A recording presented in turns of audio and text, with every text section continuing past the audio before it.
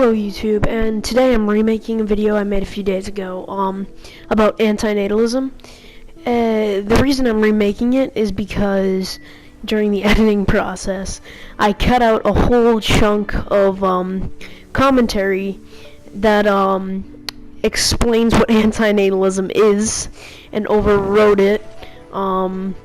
So the video literally didn't even mention antinatalism because I accidentally recorded over the commentary. So I got a few comments that the video didn't even mention antinatalism, and I had to play it back and watch it again to notice that I had accidentally cut out the voice clip.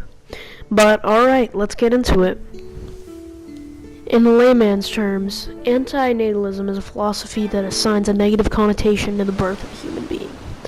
It was first written up by Felipe de Girard, and it basically perpetuates the idea that the force of suffering greatly outweighs the force of pleasure, and it's better not to give birth to a human being because any of that human being suffering that may occur is basically attributed to you.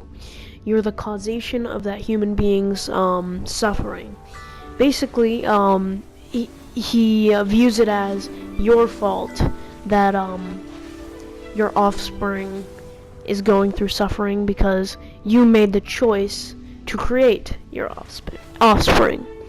And antinatalism at a time like this is a very important and crucial philosophy for that should be more mainstream, honestly, because it perpetuates this idea of childbirth being cruelty. Now, I'm not going to go into anything about overpopulation because that's not what the philosophy is about. It's generally more about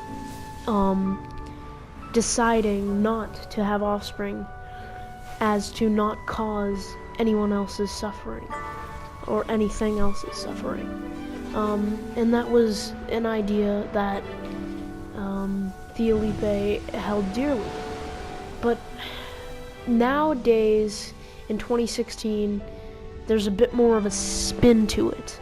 All of the chaos and destruction going on in the world is reason enough to become an antinatalist. You see, the generation after this one is going, if we don't act now, is going to be in absolute and complete and utter pain because of what is being left behind by the previous generation.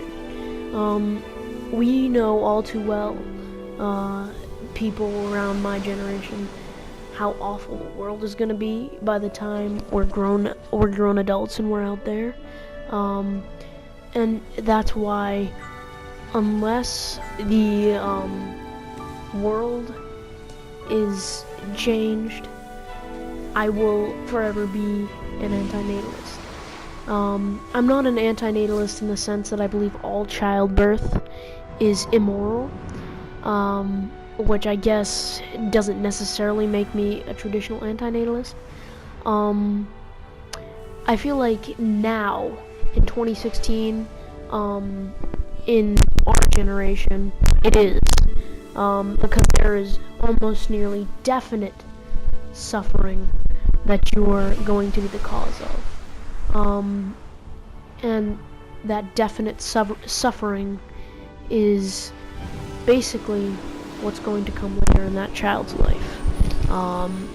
That is nearly definite. The world nowadays is much different than it was even back 3 or 4 decades ago.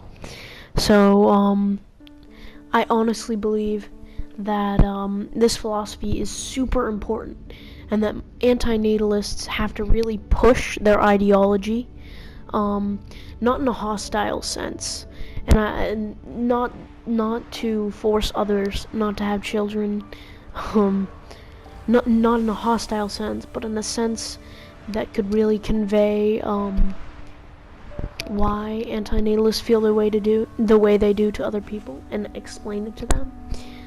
Because we're living in a world where, I mean, tomorrow we could all be space dust. And, you know, not just that, but in a sense, if you're living in America, you know, we have Donald Trump as our president, and it's going to be harder for us, especially sharing our ideas. A lot of people are going to be left out.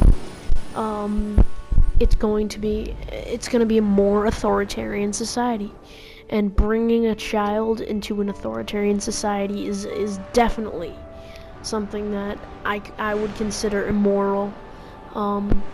Because just bringing a child into a society that forces them into a specific box is basically causing suffering.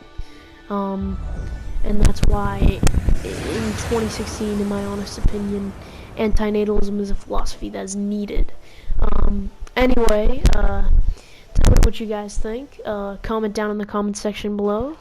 You guys have a great, and I'll see you all whenever I decide to make another video.